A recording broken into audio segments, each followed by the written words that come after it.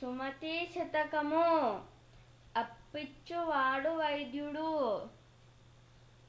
అప్పిచ్చువాడు వైద్యుడు నెప్పుడు నెడతెగక బారు నేరును ద్విజుడున్ జొప్పడిన యూర నుండుము చొప్పడకున్నట్టి యూర జొరగము సుమతి.